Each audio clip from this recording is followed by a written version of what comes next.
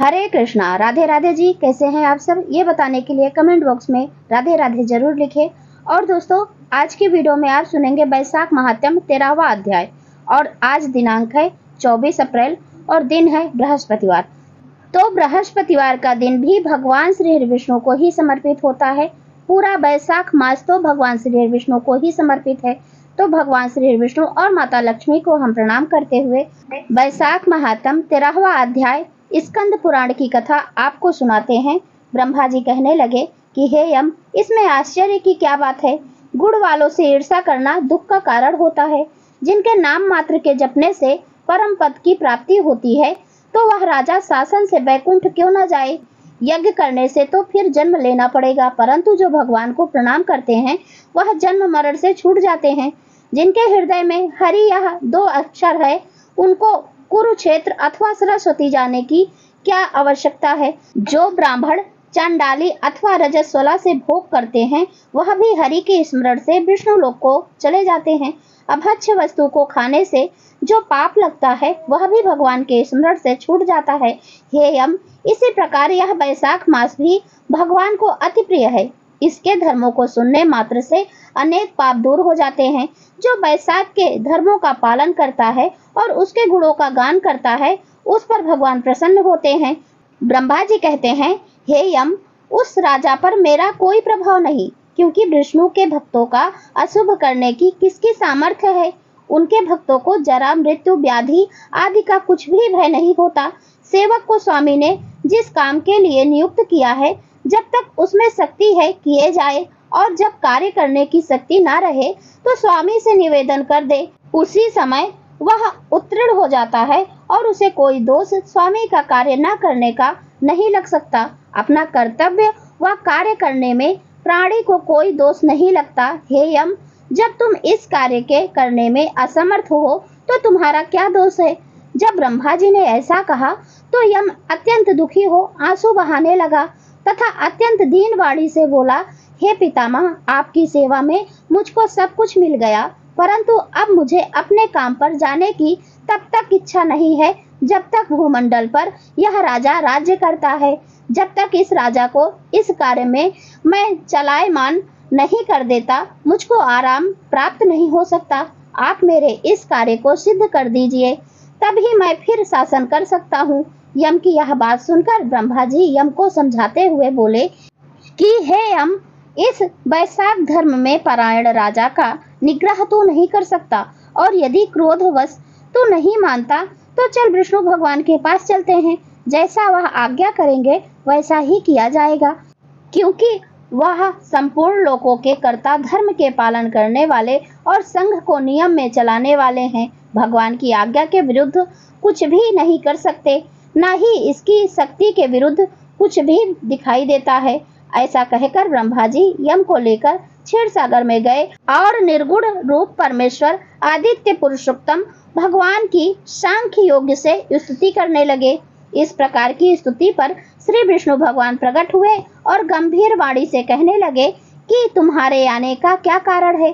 क्या तुम राक्षसों के द्वारा सताए गए हो? यम का मुख मलिन और कंधे क्यों झुके हुए दिखाई देते हैं? तब ब्रह्मा जी कहने लगे, हे प्रभु, राजा कीर्तिमान की आज्ञा अनुसार उनके शासन में सब मनुष्य वैशाख मास के धर्म का पालन करके विष्णु पद को प्राप्त करते चले जा रहे हैं। इस कारण जब सारी यमपुरी खाली हो गई तो यम युद्ध करने के लिए राजा के पास गया और अपना दंड उठाकर राजा को मारने लगा, तो आपके सुदर्शन चक्र ने इनको परास्त कर दिया। अब वह दुखी होकर मेरे पास आया है। हम आपके भक्तों को दंड देने की सामर्थ्य नहीं रखते हैं, इसलिए आपकी शरण में आए हैं। अब हे महाप्रभु, आप राजा को दंड देकर अपने यम की रक्षा करो। ब्रह्मा जी की यह बात सुनकर भगवान विष्णु हंसकर कहने लगे कि हे ब्रह्मा जी तथा यम, मैं लक्ष्मी, जीव, अपनी देह और प्राण भी त्याग कर सकता हूँ। श्री वरुण, कौतुभ मणि तथा वैजंती माला का भी त्याग कर सकता हूँ। श्वेत दीप, बैकुंठ, क्षीर सागर, गरुड़ और शेष को भी छोड़ सकता हूँ, परंतु अपने भक्तों को नहीं छोड़ सकता। आप ही सोचिए, जिन्होंने मेरे लिए अपना सर्वस्व त्याग दिया और अपनी आत्मा मुझ में ही लगा दी, मैं उनको कैसे त्याग सकता हूँ? हे यम, मैं तेरे दुख को दूर करने का उपाय बताता हूँ। इस राजा की आयु मैंने 10,000 वर्ष की है, जिसमें 8,000 वर्ष बीत चुके हैं। अब 2,000 वर्ष की आयु भोग कर वह मेरी सायुज्य भक्ति को प्राप्त होगा। तब वेन नाम का राजा बड़ा दुराचारी होगा और वेदों व धर्मों को नष्ट कर देगा। तब वैशाख धर्म का लोप ही हो जाएगा और वह स्वयं ही अपने पाप से जल जाएगा। फिर मैं प्रभु का अवतार लेकर पुनः धर्म की स्थापना करूंगा और वैशाख धर्म की मनुष्यों से करवाऊंगा। जो मेरा भक्त है, जिसने मुझ में ही अपना ध्यान लगा दिया है और सर्वस्व त्याग दिया है, वह कोई हजारों में से एक ही होता है। उसको ही वैशाखोक्त धर्म कहना चाहिए। बहुत थोड़े मनुष्य पृथ्वी पर मेरे धर्म को जानने वाले हैं। हे यम, तू अब किसी प्रकार से दुखी मत हो, तेरे कार्य की सिद्धि हो जाएगी। वह राजा तेरा भाग भी देगा। अब तू दुख को छोड़कर पराक्रम प्राप्त कर। बल अधिक होने के कारण तुम्हारे पराक्रम का अंश तुम्हारा शत्रु ही खा जाता है। भाग का अधिकारी अपने भाग को ग्रहण करता हुआ दुखी नहीं होता। जो मनुष्य विधि से प्रतिदिन स्नान, अर्थ, जल, कुंभ, दही, अन्न आदि का दान नहीं करेंगे, उनका वैशाख धर्म निष्फल हो जाएगा। वह राजा अवश्य तुमको भाग देगा, क्योंकि वह मेरा अनन्य भक्त है। जो कोई प्राणी तुम्हारा भाग देकर वैशाखोक्त धर्म करे, उसके कार्य में तुम विघ्न मत डालो, और जो तुम्हारा भाग दिए बिना ही केवल तुम्हारा भजन करता है, उसको तुम मेरी आज्ञा से अवश्य दंड दो। उस राजा से तुम्हें भाग दिलाने के लिए मैं सुनंद को भेजता हूँ। वह अवश्य ही राजा को समझाकर तुम्हारा भाग दिलाएगा। इस प्रकार हर तरह से यम को आश्वासन देकर भगवान अंतर्ध्यान हो गए और यम भी अपनी पुरी को चला गया। फिर भगवान की आज्ञा से जैसे सुनंद ने राजा को समझाया, सभी ने वैशाख मास के धर्मों में यम को भाग दिया। इसलिए वैशाख मास में प्रतिदिन यम के निमित्त स्नान, अर्घ आदि करना चाहिए, अन्यथा वैशाख धर्म निष्फल हो जाता है। वैशाख की पूर्णिमा को सबसे पहले यमराज के निमित्त अन्न दान करना चाहिए। अन्न के साथ ही घड़ा तथा दही भी होना चाहिए। शीतल जल, दही, अन्न, तरबूज का दान करना चाहिए। इन सबको कांसे के पात्र में रखकर भगवान को अर्पण करें। फिर भगवान की प्रतिमा बनाकर किसी दरिद्र ब्राह्मण को देवें। पूजा की सब सामग्री से ब्राह्मण का पूजन करें। इस प्रकार राजा अपनी समस्त आयु भोग कर अपने पुत्र पौत्र आदि के सहित वैकुंठ को चला गया। जब वह राजा वैकुंठ को चला गया तो वेन नाम वाला महापापी राजा हुआ। उसने सब धर्मों तथा वैशाख के धर्मों का भी लोप कर दिया। इसी कारण सब धर्मों को प्राणी भूल गए। यह सुनकर राजा मिथिलेश ने कहा कि हे ब्राह्मण, आपने कहा कि राजा वेन पहले मनवंतर में हुआ, अब आप ऐसा कह रहे हैं, यह बातें मेरी समझ में नहीं आई। तब सुखदेव जी कहने लगे कि युग और कल्पों की व्यवस्था पुराणों के विषयानुसार है, इसलिए इस विषय में शंका नहीं करनी चाहिए। जैसे जिन जिन कल्पों में शुभ कथाएं हुई हैं और मार्कंडेय ऋषि जी ने मुझको बतलाया है, सब मैंने तुमको बतलाया। इति श्री स्कंद पुराणीय वैशाख महात्म्य में नारद एवं अम्बरीश के संवाद में यम दुख सांत्वना नामक 13वां अध्याय संपूर्णम।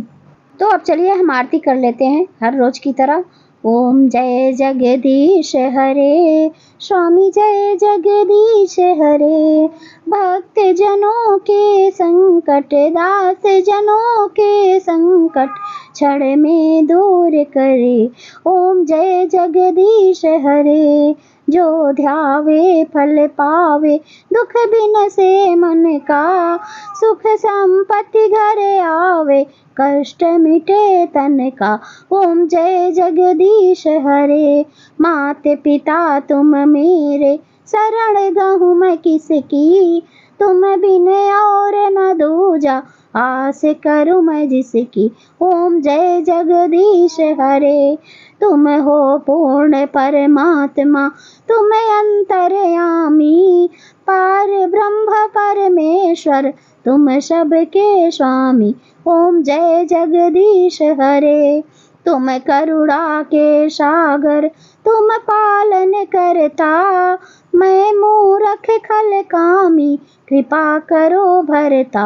ओम जय जगदीश हरे, तुम हो एक अगोचर सबके प्राणपति, किस विधि मैं मिलहूँ दया मैं तुमको मैं कुमति। ओम जय जगदीश हरे, दीन बंधु दुख हरता तुम ठाकुर मेरे, स्वामी तुम रक्षक मेरे। अपने हाथ बढ़ाओ करुणा हस्त बढ़ाओ, द्वार पड़ा तेरे। ओम जय जगदीश हरे, विषय विकार मिटाओ पाप हरो देवा, स्वामी कष्ट हरो देवा। श्रद्धा भक्ति बढ़ाओ संतन की सेवा। ओम जय जगदीश हरे, ओम जय जगदीश हरे, स्वामी जय जगदीश हरे। ओम जय जगदीश हरे, स्वामी जय जगदीश हरे। तो एक बार प्रेम से बोलिए भगवान श्री हरि विष्णु की जय, माता लक्ष्मी की जय। अब हम तुलसी माता की आरती करते हैं।